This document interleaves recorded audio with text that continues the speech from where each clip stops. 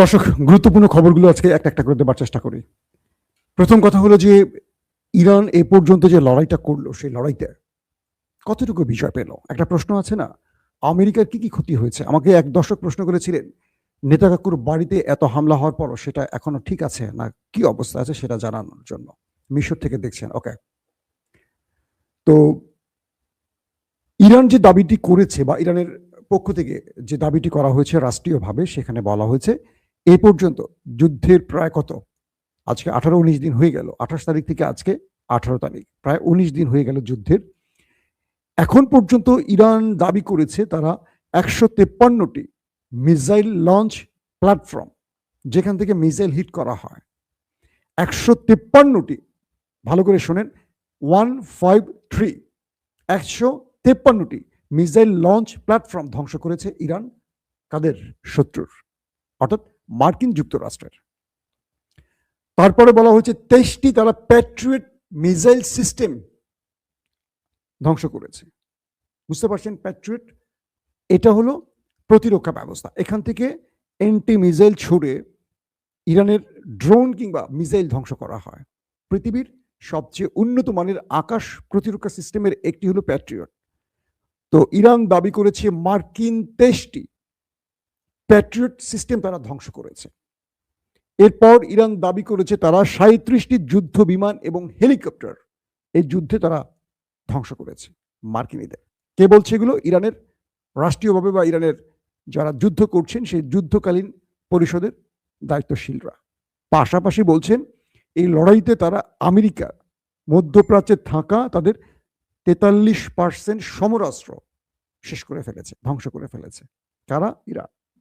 অর্থাৎ এই যুদ্ধে তাদের যে সিস্টেমগুলো ব্যবহার করেছে, সেটা আকাশ প্রতিরক্ষা সিস্টেম বলি বা সেটা কি বলবো, তাদের মিসাইল লঞ্চার বলি, তাদের মিসাইল বলি, প্রতিরক্ষা বা রাডার সিস্টেম, সবকিছু মিলে ইরান দাবি করছে তারা আমেরিকার 43% সমরাস্ত্র ধ্বংস করে ফেলেছে 100%-এর মধ্যে। এটা একটা বিশাল দাবি, কতটুকু সত্য মিথ্যা জানি না, এটা হলো ইরানের দাবি। এবং যুদ্ধক্ষেত্রে এই দাবিগুলোর সঠিক পরিসংখ্যান বলা মুশকিল, কারণ যারা যাদের মতো বা তাদের কাছে যে তথ্য থাকে সেই তথ্যের আলোকে দাবি করে। যুদ্ধ শেষে নিরপেক্ষ সংস্থাগুলো বিশ্লেষণ করে সঠিক পরিসংখ্যান দিতে পারে, কিন্তু এটা আমি যেটা বললাম এটা হলো ইরানের দাবি। আসেন তারপর দ্বিতীয় গুরুত্বপূর্ণ খবরটা কি। ইরান বলেছিল যদি আমাদের জ্বালানি বা বিদ্যুৎ বা গ্যাস বা তেল, এই জরুরি প্রয়োজনীয় কোনো স্থাপনায় হামলা হয়, তাহলে শত্রুকে আমরা ঠিক একই রকম পরিণতিতে ফেরিব। অর্থাৎ ইরানের যেখানে হামলা হবে, ইরান সেম জায়গায় হামলা করবে। আজকের বড় খবর হলো আমেরিকা এবং নেতাকাকুর দেশ মিলে ইরানের জ্বালানি এবং বিদ্যুৎ ক্ষেত্রে হামলা করেছে। বলা হয়েছে এমন একটি বিদ্যুৎ কেন্দ্রে বা গ্যাস ফিল্ডে হামলা হয়েছে যেখান থেকে ইরানের 80% গ্যাস ব্যবহার করে, মানে ইরান রাষ্ট্রটির 80% গ্যাস ব্যবহার হয় যে ক্ষেত্রটি থেকে, সেই গ্যাস ফিল্ডে হামলা করেছে দুটো রাষ্ট্র একসাথে। এবং এ কারণে ইরানের মধ্যে গ্যাস সংকট দেখা দেওয়ার প্রবল সম্ভাবনা আছে। এখন ইরান এ পর্যন্ত যতগুলো হুমকি দিয়েছে প্রত্যেকটা বাস্তবায়ন করেছে। এখন দেখার পালা, যেহেতু ইরানের গ্যাস, বিদ্যুৎ, এই গুরুত্বপূর্ণ জরুরি ব্যবহারযোগ্য স্থাপনায় হামলা হয়েছে, ধারণা করা হচ্ছে এবার মধ্যপ্রাচ্যের গ্যাস বা তেল ক্ষেত্রে বড় হামলা হতে যাচ্ছে। এবং ইরান বলছে আজকে তারা কিয়ামত নামাবে, এটা ইরানের ঘোষণা। আজকে রাতটি খুব ম্যাসিভ আকারে কোনো বড় ঘটনা ঘটতে যাচ্ছে মধ্যপ্রাচ্যে, এটা আমরা বলতে পারি। আসেন 2 নম্বর গুরুত্বপূর্ণ খবরটি কি। মার্কিন ভাইস প্রেসিডেন্ট জেডি ভেন্স, নাম তো শুনেছেন সবাই কম বেশি, তিনি আজকে স্পষ্ট একটি বক্তব্য দিয়েছেন। তিনি বলেছেন এই যুদ্ধে মার্কিনীদের সম্মতি নেই। তিনি বলছেন এই যুদ্ধটি হলো নেতাকাকুর দেশের যুদ্ধ, ট্রাম্প এই যুদ্ধে ফাঁদে পড়েছে। কে বলছে? মার্কিন যুক্তরাষ্ট্রের যিনি ভাইস প্রেসিডেন্ট, ডোনাল্ড ট্রাম্প যাকে ভাইস প্রেসিডেন্ট বা রিপাবলিকানরা যাকে ভাইস প্রেসিডেন্ট বানিয়েছেন, সেই জেডি ভেন্স। অর্থাৎ তিনি এই লড়াইতে নিজের সম্পৃক্ততা পুরোপুরি তার অবস্থান থেকে তিনি উঠিয়ে নিয়েছেন। অর্থাৎ মার্কিনীরা এই যুদ্ধের পক্ষে নয়, এই জেডি ভেন্সের বক্তব্যে সেটি স্পষ্ট হয়ে গেছে। পাশাপাশি মার্কিন যুক্তরাষ্ট্রের মধ্যে বিশাল সংখ্যক একটা পদত্যাগের গ্রুপ তৈরি হচ্ছে। ইতিমধ্যে আপনারা জানেন যে কাউন্টার টেরোরিজম ইউনিটের প্রধান পদত্যাগ করেছেন। বলা হচ্ছে এরকম আরো হাই অফিসিয়াল গুরুত্বপূর্ণ যারা যুদ্ধের সাথে সম্পৃক্ত এরকম অনেকেই ট্রাম্প প্রশাসন থেকে পদত্যাগ করতে পারেন। তার মানে হলো ট্রাম্প অভ্যন্তরীণভাবে আরো বড় চাপে পড়তে যাচ্ছে আমেরিকার ভেতর থেকে। পাশাপাশি মার্কিন গণমাধ্যমগুলোর কিছু তথ্য এসে সিএনএন কিছু রিপোর্ট তৈরি করেছে, কিছু জরিপ প্রকাশ করেছে। খুব জনপ্রিয় একটি গণমাধ্যম আমেরিকার সিএনএন। তারা বলছে এই সরকারের মানে ট্রাম্প সরকারের জনপ্রিয়তা কমেছে 79%। 100% জনপ্রিয়তাকে যদি আমরা মাথায় রাখি, ট্রাম্পের বর্তমান জনপ্রিয়তা 79, প্রায় 80% জনপ্রিয়তা কমে গেছে এই যুদ্ধটা শুরু করার কারণে। অর্থাৎ আমেরিকানরা কি ভাবছে সিএনএন এই রিপোর্টে বোঝা যাচ্ছে। পাশাপাশি এটিও বলা হয়েছে মানে দুটো দেশ অর্থাৎ পৃথিবীর সকল দেশের মধ্যে সবচেয়ে জনপ্রিয় বা অপ্রিয় দেশ কোন দুটো, তালিকায় প্রথমে এসছে আমাদের নেতা কাকু, আর তারপর আসছে ড্রাম চাচ্চুর দেশের নাম। অর্থাৎ এই জরিপগুলোতে বলা হয়েছে পৃথিবীর সবচেয়ে অপছন্দের দেশ কোনটা, চলে এসছে ওইটা, বুঝছেন তো কোনটা, নেতা কাকুর দেশ। দ্বিতীয়তে ড্রাম চাচ্চুর দেশ। এগুলো সব আমেরিকার গণমাধ্যমের খবর, আমি বলছি না, যে আমার মতো করে বলবো। পাশাপাশি ট্রাম্পকে এই যুদ্ধ শুরু করার জন্য ইমপিচমেন্টের জন্য দাবি উঠেছে। এটি নিয়েও গণমাধ্যম বড় করে সংবাদ প্রচার করছে। মার্কিনীদের মধ্যে মার্কিন জনসংখ্যা বা যারা ভোটার তাদের মধ্যে 69% ট্রাম্পকে ইমপিচমেন্টের জন্য দাবি জানিয়েছে। বুঝতে পারছেন, 70 প্রায় 69 তো প্রায় 70% জনগণ চায় ট্রাম্পের ইমপিচমেন্ট হোক। ইমপিচমেন্ট বোঝেন তো, একটা ভৎসনার মাধ্যমে সরকারকে ক্ষমতা থেকে সরিয়ে দেয়া হয়। অর্থাৎ যদি ট্রাম্পকে সরিয়ে দেওয়া হয় ইমপিচমেন্টের মাধ্যমে, তাহলে কি হবেন, ভাইস প্রেসিডেন্ট জেডি ভেন্স হতে পারেন নেক্সট দেশটির প্রেসিডেন্ট। তার মানে এই যুদ্ধটি শুরু করে ডোনাল্ড ট্রাম্প তার ক্ষমতা হারানোর পথে চলে গেছেন। বুঝেন, মার্কিনীরা কিন্তু কেউ এটাকে সমর্থন করছে না। তারা বলছে যে ইরানের উপর যে যুদ্ধটা এটা অযৌক্তিক, ইরান আমেরিকার জন্য থ্রেট নয়, কিন্তু আমেরিকা বলছে এটা আমাদের থ্রেট বলে আমরা এটা করেছি। কিন্তু জনগণ, সেই দেশটির জনগণ কেউ এটা খাচ্ছে না, পুরো ইউরোপ খাচ্ছে না, পুরো ন্যাটো খাচ্ছে না, কেউ গ্রহণ করছে না। এবং আমেরিকানরা বলছেন ওই নেতার সাহেবের চাপে পড়ে বা তার ভুল টার্গেটে পড়ে, ফাঁদে পড়ে ট্রাম্প তার 12টা বাজিয়ে ফেলেছেন এবং আমেরিকার 12টা বাজিয়ে ফেলেছেন। আসেন, অনেকেই বলছেন ট্রাম্পের হাতে এখন সময় খুব কম, তাকে যে কোনো সময় ইমপিচমেন্ট হলে ক্ষমতা ছেড়ে পালাতে হবে এবং তার বিরুদ্ধে যে মামলাগুলো আছে এই মামলাগুলো তাকে ভালো করে চেপে ধরবে। এবং আজকে ইরানের মধ্যে সবচেয়ে বড় তাদের যে গ্যাস ফিল্ড, পার্স বা পার্সিয়ান এরকম একটা নাম, সেই পার্স গ্যাস ফিল্ডে হামলা হয়েছে, যেটির জন্য ইরান ঘোষণা দিয়েছে আজকে তারা অনেক বড় সারপ্রাইজ দেবে শত্রুকে, এবং সেই সারপ্রাইজটি হবে খুব ভয়াবহ। এটা তো অবশ্যই আরবকে টার্গেট করবে বোঝা যাচ্ছে, পাশাপাশি টার্গেট করবে নেতা কাকুর দেশটিকে। এই ঘোষণাটি আসছে এবং আরবের মানে এর আগে ইরান বলেছিল যে ডোনাল্ড ট্রাম্প ইরানকে থ্রেট দিয়েছিল যে আমরা যদি চাই ইরানের গ্যাস বা বিদ্যুৎ 1 ঘন্টার মধ্যে বন্ধ করে দিতে পারি, মানে অ্যাটাক করে। কে বলছিল? Donald Trump. এর উত্তরে ইরান বলেছিল আমরা যদি চাই মধ্যপ্রাচ্যে আধা ঘন্টার মধ্যে সকল কিছু বন্ধ করে দিতে পারে। তো সেই ঘোষণার পর ট্রাম্প অবশেষে নেতাকাকুকে নিয়ে অ্যাটাক করে ইরানের সবচেয়ে বড় গ্যাস ফিল্ড, পার্স গ্যাস ফিল্ডকে অকেজো করে দিয়েছে বলা হচ্ছে। এবার ইরান আজ রাতে কিয়ামত নামাতে পারে মধ্যপ্রাচ্যে, এবং নেতাকাকুর বাড়িতে এই ঘোষণাটি ইরানের পক্ষ থেকে দেয়া হয়েছে। বলছে আজকে রাতে তারা অনেক বড় কিছু করতে যাচ্ছে এবং বলা হচ্ছে যে নতুন ধরনের মিসাইল ইরান নাকি 2200, ইরান না, এটা হলো আমেরিকা, তারা প্রায় 2200 কেজি ওজনের বোমা ব্যবহার করেছে, আর ইরান তারা 2 টন মিসাইল ইউজ করছে আজকের যুদ্ধে। মানে যুদ্ধ কোন লেভেলে চলে গেছে একবার চিন্তা করেন আপনারা। তারপরে আসেন, ইরান আরেকটি ঘোষণা দিয়েছে, তারা সিদ্ধান্ত নিতে যাচ্ছে আরবকে পৃথিবী থেকে বিচ্ছিন্ন করে ফেলবে। কিভাবে? আমাদের বর্তমান পৃথিবীর সম্পৃক্ততা হলো ইন্টারনেট যোগাযোগের মাধ্যম। ইরান বলছে তারা আরবের যে ইন্টারনেট কেবলটি আছে সেই কেবলটি তারা যে কোনো সময় কেটে দিতে পারে। মনে করা হচ্ছে আরবকে ব্যবহার করে তারা যে যুদ্ধটি ছড়িয়ে দিয়েছে দেশ দুটো, এখানে ইন্টারনেটের একটা বড় ভূমিকা আছে। তো ইরান বলছে তারা সিদ্ধান্ত নিতে যাচ্ছে যে কোনো সময় তারা আরবের ইন্টারনেট কানেকশন বন্ধ করে দেবে। যেই ফাইবার অপটিকটি সাগরের নিচ দিয়ে গেছে সেটিকে তারা যে কোনো সময় কেটে দিতে পারে। এটা আরবের জন্য একটা ভয়াবহ বিপর্যয় হবে। ইন্টারনেট বন্ধ মানে পৃথিবীর সবকিছু বন্ধ। ওইসব দেশে কিন্তু সব ইন্টারনেটের উপর চলে, ব্যাংক, বীমা, তাদের সবকিছু। এক বাক্যে বলতে পারি যে পৃথিবীর এই মুহূর্তে একটা ঘরের দরজা ইন্টারনেটের মাধ্যমে খুলে, জানেন, রিমোটের মাধ্যমে, নাম্বারের মাধ্যমে, মোবাইল, নেট, টিভি, এভরিথিং এখন ইন্টারনেট ব্যবস্থার উপর নির্ভরশীল। একদিকে জ্বালানি, একদিকে ইন্টারনেট, পৃথিবীর সবচেয়ে গুরুত্বপূর্ণ দুটো বিষয়। তো এটা যদি বন্ধ করে দেয় ইরান, তাহলে তো কেয়ামত নেমে যাবে আরব রাষ্ট্রের মধ্যে। পাশাপাশি বলা হচ্ছে যে আমেরিকা বলছে যে দুঃখিত, দখলদার দেশটি বলছে ইরানের বিরুদ্ধে এটি হবে তাদের সবচেয়ে বড় শেষ যুদ্ধ। এটা একটু বিশ্লেষণ করতে হবে আপনাদের কাছে। সেটা হলো বর্তমান প্রেক্ষাপটে আমেরিকার ভেতরে বাইরে ট্রাম্পের উপর যে চাপ আসছে, এরকম চাপ এর আগে কখনো আসেনি। আমরা গাজার ক্ষেত্রে এরকম চাপ দেখিনি।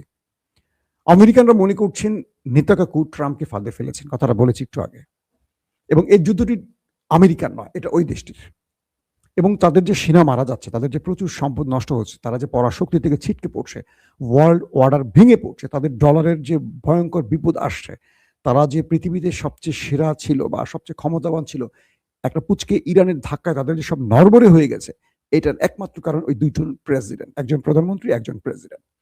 তো তারা এখন যেটা মনে করছে যে আমেরিকা এই যুদ্ধ থেকে শুধু আমেরিকা যে কোনো ভাবে এই যুদ্ধ থেকে বেরিয়ে আসুক, এই চেষ্টাটি চলছে। আমেরিকা এখন যেভাবে হোক এই যুদ্ধ থেকে বেরিয়ে আসতে চায়, কিন্তু নেতাকাকুর একটি টার্গেট, এই যুদ্ধ থেকে যদি আমেরিকা বেরিয়ে যায় তাহলে তার পিঠের চামড়া রাখবে না ইরান, মাইরা তক্তা বানায় ফেলবে।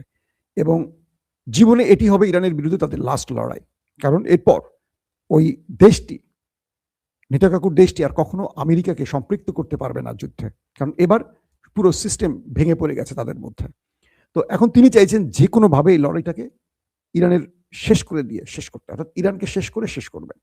তাই তিনি আমেরিকার সাথে যারা লিয়াজও করতে পারে, আলোচনা করতে পারে, সেই সব ব্যক্তিদেরকে টার্গেট করে নেতাকাকুরা মেরে দিচ্ছে। এর মধ্যে আপনারা জেনে গেছেন আলী লারিজানিকে মেরে ফেলেছে, গোয়েন্দা প্রধানকে মেরে ফেলার অভিযোগ উঠছে, আরো বেশ কজন টার্গেট আছে, আব্বাস আরাকচি পররাষ্ট্রমন্ত্রী তিনিও টার্গেটে আছেন। তো সবকিছু মিলে এই জিনিসটি বলা যাচ্ছে, যদি ইরান দাঁতে দাঁতে কামড় দিয়ে আর কয়েকটা দিন, ধরেন আর কয়েকটা সপ্তাহ বা মাসখানেক লড়াই চালিয়ে যেতে পারে, খেলা শেষ হয়ে যাবে। মধ্যপ্রাচ্যের সিস্টেম পুরোপুরি ইরানের কবজায় চলে আসবে। আর যদি ইরান কয়েকদিনের মধ্যে বড় রকম চাপে পড়ে যায়, তাহলে মধ্যপ্রাচ্যের পুরো মোড়ল হয়ে যাবে ওই একটি দেশ। তো ইরান এই মুহূর্তে খুব কৌশলে খেলছে। কৌশলটা হলো অ্যাটাক করছে আবার ধীর গতিতে, মানে তারা টেস্ট এবং টি-20 একসাথে খেলছে। কখনো তারা টেস্ট মুডে বোলিং করছে, কখনো তারা টি-20 মুডে ব্যাটিং করছে। তো এখন ওই দেশটির মূল টার্গেট হলো এই যুদ্ধ থেকে যেন আমেরিকা বেরিয়ে যাওয়ার আগেই তারা বড় কিছু করে ইরানের মধ্যে একটা বড় সাফল্য নিতে পারে, ইরানকে মাজাটা ভেঙে দিতে পারে। আর ইরানের চেষ্টাটা হলো কয়টা দিন তারা লড়াই করে টিকে থাকার। এখন যে কোনো সময় আমেরিকা কিন্তু যুদ্ধ থেকে বেরিয়ে যাবে, তাহলে ওই দেশটি একা হয়ে পড়বে। তাই এই যুদ্ধ থেকে যেন ওরা ট্রাম্প বেরিয়ে যেতে না পারে, তাই ভেতরে ফলস ফ্ল্যাগ অপারেশন বা 9/11-এর মতো ভয়ঙ্কর ঘটনারও পরিকল্পনা আছে সেই দেশটির। সো এখানে সবাইকে সজাগ থাকতে হবে। এবং ইরানের পক্ষ থেকে ইরান বলেছে যে আমাদের যত লিডারকে তোমরা মারো, আমাদের কিচ্ছু যায় আসে না। তোমরা আমাদের প্রেসিডেন্টকে মেরে দিয়েছিল, ইব্রাহিম রাইসি, কিচ্ছু হয়নি। পররাষ্ট্রমন্ত্রী আব্দুল্লাহিয়ানকে মেরেছো, কিচ্ছু হয়নি। তোমরা আমাদের সুপ্রিম লিডারকে মেরে দিয়েছো, কি হয়েছে? যুদ্ধ থেমেছে না, যুদ্ধ আর গতি পেয়েছে। তোমরা টপ 40 জন জেনারেল বা কমান্ডার, গুরুত্বপূর্ণ যারা একদম টপ মন্ত্রী পরিষদ বা যারা যুদ্ধের সবচেয়ে বড় ব্যক্তি, IRGC প্রধান সহ মেরেছ, কি হয়েছে? কিচ্ছু হয়নি। আগে বলা হয়েছিল যে ইমাম আলী খামিনির আমলে 4 জন ব্যক্তিকে প্রতিটি পদের জন্য সিলেক্ট করা হয়, একজন মরে গেলে আরেকজন, একজন মরে গেলে আরেকজন। কি সিস্টেম দেখেন, সবাই মরার জন্য প্রস্তুত হয়ে রয়েছে এখানে, কেউ পদ ছেড়ে পালাচ্ছে না, মরার জন্য সবাই রেডি। আর এখন যেটি শোনা গেছে যে না, প্রতি পদে 7 জনকে সিলেক্ট করা হয়েছে, প্রত্যেকটি বিভাগের প্রত্যেকটি প্রধান পদের জন্য 7 জন করে সিলেক্ট করে রেখেছে ইরান। একজনের পর অটোমেটিক আরেকজন চলে আসবে, একজনের পর একজন চলে আসবে। তার মানে প্রত্যেকে ওই কপালে মৃত্যুর কাফনটি বেঁধেই এই লড়াইটি নেমে গেছে। এখন আর কোনো কিছু করার সুযোগ নেই।